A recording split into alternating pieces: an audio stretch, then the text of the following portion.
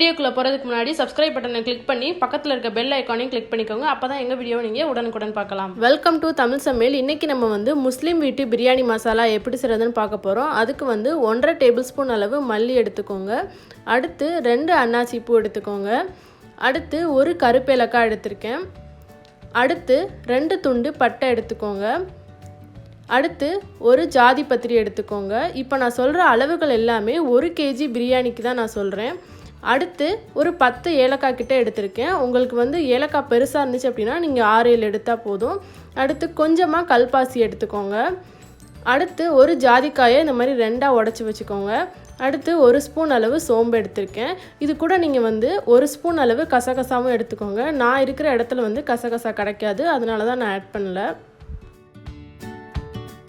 இதை வறுக்கையில் அடுப்பை வந்து மீடியம் ஃப்ளேமில் வச்சுக்கோங்க. அப்படி இல்லைன்னா வந்து கருகி போயிடும்.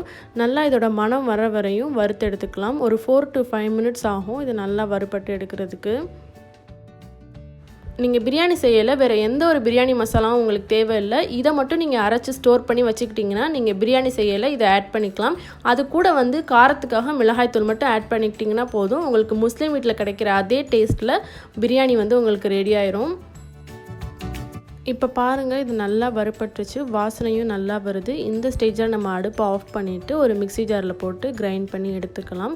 நான் வந்து 1 kg பிரியாணிக்கு தான் இந்த மசாலா சொல்லியிருக்கேன்.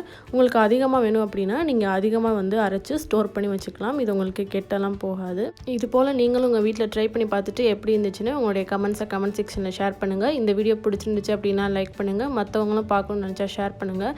மறந்துடாமல் தமிழ் சமையலை சப்ஸ்கிரைப் பண்ணிவிட்டு பக்கத்தில் இருக்க பெல் ஐக்கானையும் கிளிக் பண்ணிக்கோங்க. தேங்க்யூ.